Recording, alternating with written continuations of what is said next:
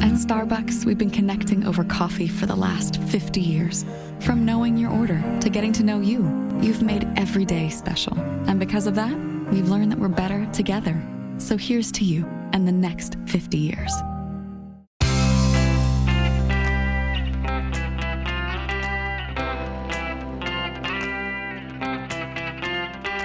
Changing your life one story at a time. This is the Chicken Soup for the Soul podcast with Editor-in-Chief Amy Newmark. Hey everyone, it's Amy Newmark with your Chicken Soup for the Soul. And today we have a special guest for Friend Friday, Monica Perez, who is the executive editor of Charlesbridge, which is a wonderful children's publisher. And more importantly, Monica is the editor behind a new line of Chicken Soup for the Soul books for babies and little kids. So Monica, welcome to the Chicken Soup for the Soul podcast. Oh, hello, everyone. And thank you so much for having me, Amy. Well, it's my pleasure. Before we get started, let me tell everybody a little bit about Monica. Monica has a Harvard degree in anthropology and archaeology. And after she graduated from college, she embarked on a career in publishing. She's worked at several different Boston area publishers, including Candlewick Press and Houghton Mifflin Harcourt. And there she worked on Curious George, among other popular properties. She was recruited to Charlesbridge several years ago to start a teen imprint. And of course, she's now executive editor there, and she manages a variety of properties for Charlesbridge, including two very exciting new lines, Chicken Soup for the Soul Babies and Chicken Soup for the Soul Kids. So, Monica, I know we started this whole thing. Oh my gosh, it's almost 4 years ago now, right? Chicken Soup for the Soul and Charlesbridge started talking in January 2018, and it took all this time to come to market with this amazing new line of books. So just tell us a little bit about why Charlesbridge wanted to do this. Well, I think it was so long ago, I wasn't even involved in the first conversations about the books. I think that you were in discussions with Brent Farmer, our CEO and president. And I think it only came to me a little bit after the deal had been done. But Charlesbridge always saw themselves as a great home for these books, simply because our mission of entertaining and educating kids and inspiring them to become lifelong learners really seemed to dovetail with your own mission. The importance of imparting the importance of story in people's lives, and stories have the ability to inspire. And we just really feel that we are a great home for this kind of book. And it's been so exciting to work on these books. Yeah, we've gotten some good response from people we've talked to about the books, which have just launched this week. The first two books have come out, the first two picture books, and then the first two books, those thick cardboard board books, are coming out in, I guess, about 3 more weeks. Right, exactly. In November. So one of the things that I've heard from people is, I hear this from moms of little kids. They say, well, gosh, I grew up with Chicken Soup for the preteen soul and Chicken Soup for the teenage soul. I want my children to have access to the same thing. I'm glad they finally have their own Chicken Soup for the Soul. And then from the grandparents, we hear, oh my gosh, I wouldn't have survived my child's adolescence if my child hadn't had Chicken Soup for the Soul. So I'm so glad to provide these books to my grandchildren. So how did the retailers respond? Did they respond with an institutional memory of what these books mean for kids? Oh, yes, absolutely. I feel as though retailers of all shapes and sizes were super excited to see that this trusted and iconic brand is being brought to new and younger generations of readers. We've received feedback that it's really great that the picture books are going to include stories that tie back to the original line of Chicken Soup for the Soul books, and I'll talk about that more in a little bit. And other booksellers are really excited about the board books for their gift markets, especially. So it's really great to be able to offer something to everyone. Yeah, I think it's great that we've gone all the way down to babies now. And I know we're going to talk about the books in detail, but I know that a lot of our listeners, they have a children's book in them. So I just wanted to talk about the process of making a children's book before we get into ours. Sure. Like the author part, the illustrator part.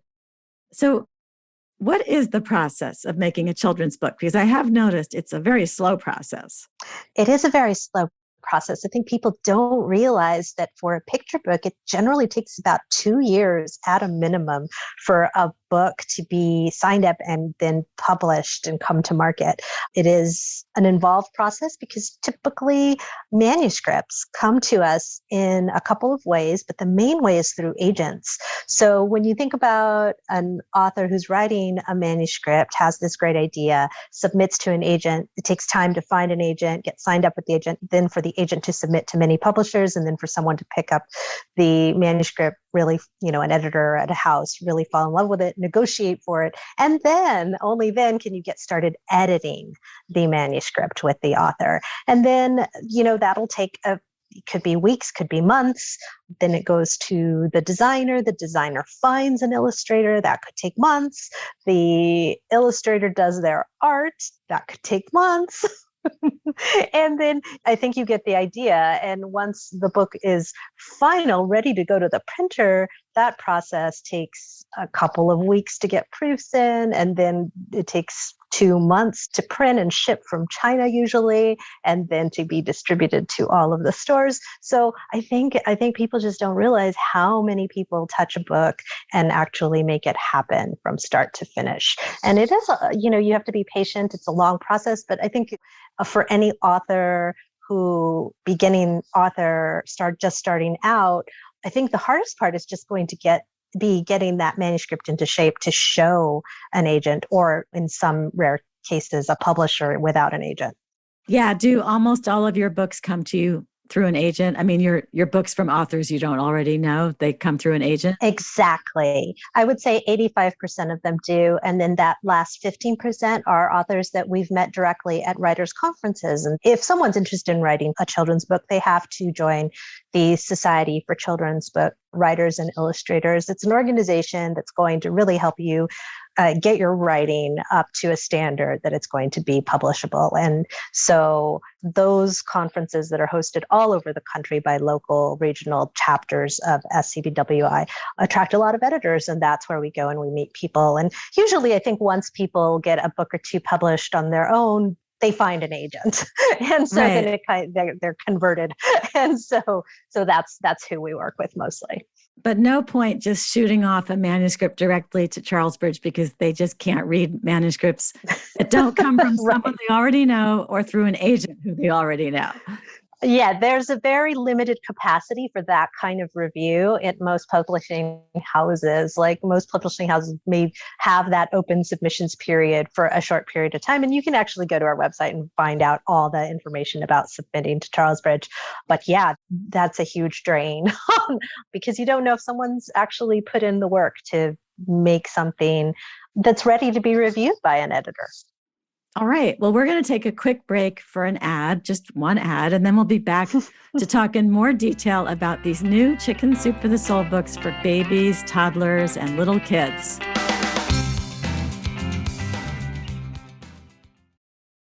This episode is brought to you by RumChata. You know that saying, you can't spell routine without rut? Okay, that's totally not a saying, but it should be. Because no one ever said, wow, I can't wait for the same old, same old. It's time to make the same old a little less old. So, let's start a mutiny against monotony and replace the usual with the unusual. Because choosing the unusual leads to an unusual amount of fun. It can turn a typical Thursday night into what a night! So, adios usual drink. Tonight calls for an alluring blend of Caribbean rum, cream, and other delicious flavors. Tonight calls for RumChata. RumChata. Have your unusual. Produced and bottled by Agave Local Brands, Pewaukee, Wisconsin, all rights reserved. Caribbean rum with real dairy cream, natural and artificial flavors. 13.75% alcohol by volume. To find out more, visit rumchata.com. We're back with Monica Perez of Charlesbridge to talk about this brand new line of books, because now even the youngest member of your family can have his or her own Chicken Soup for the Soul. So, Monica, let's start with the books that have just come out, the 2 board books. And let's talk about this amazing group of kids called the Sunshine Squad. So first of all, it's actually the picture books that are coming out first. And those are the Chicken Soup for the Soul Kids line of books. They are 32 pages long. The first two books in that line are The Sunshine Squad, Discovering What Makes You Special, and Sophie and the Tiny Dog Napping, a book about doing the right thing. Now, each of these is written by Jamie McCallick and illustrated by Lorian Tu. And each of the picture books includes an excerpt from an original Chicken Soup for the Soul book and some fun activities related to the topic. These books are $12.99 each, which I think is a great value for all that you're getting. And I'm going to tell you about the plots in a little bit, but I wanted to just give an overview of the baby books. So those are the books that are going to be available on November 9th. And the first board book is called Everyone Shares Except Cat. And the second one is Everyone Says Please Except Cat. And these are also written by Jamie McCallick, and these are illustrated by Katie Mazeka. And the board books include the story, but also tips like developmental information and tips for parents of toddlers at the ends of the books. And those are $8.99 each. I thought the Sunshine Squad was such a great way of organizing a line of books for little kids, because you have this continuing cast of characters in the kids who are in the Sunshine Squad, and the overriding mission of the Sunshine Squad, which is to spread sunshine in their neighborhood and to do nice things for the people in their neighborhood. Right, exactly. I think we get such a nice introduction in the first book, The Sunshine Squad, where we meet everyone.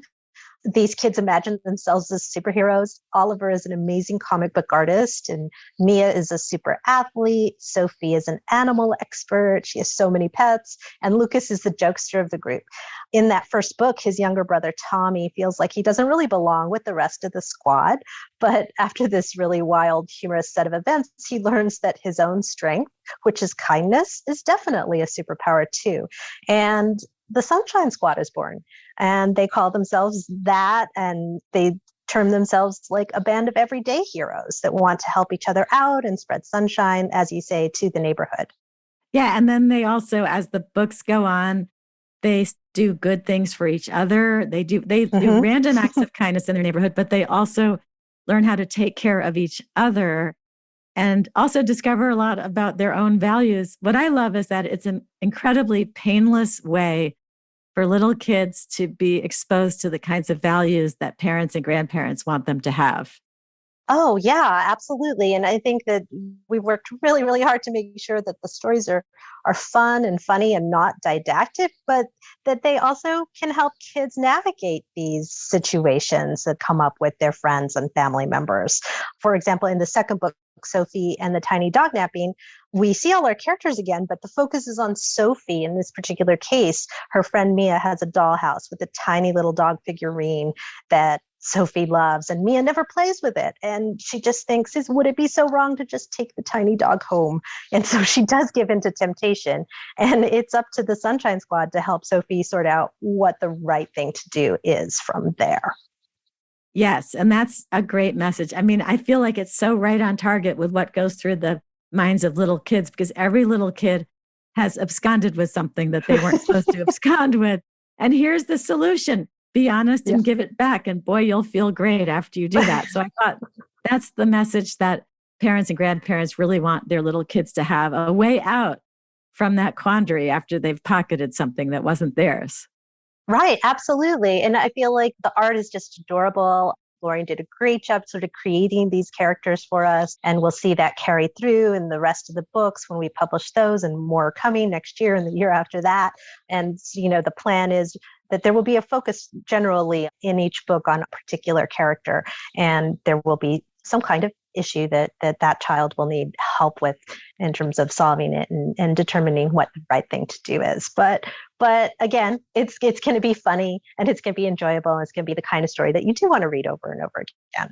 And I love the fact that you're switching illustrators after each couple of books. You're switching to a new illustrator so that the kids get to see different interpretations of the Sunshine Squad kids, which I think is terrific.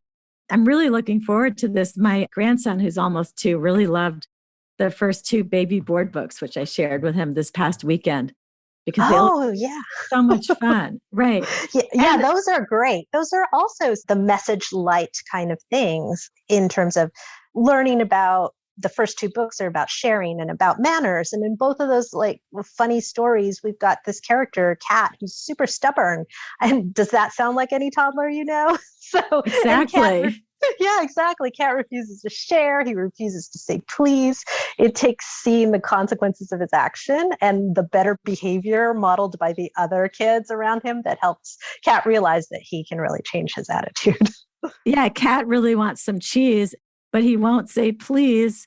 And then a little mouse comes out and says please. And the little mouse gets cheese, and Cat sees that and realizes, okay, I really do have to say please in order to get some cheese myself.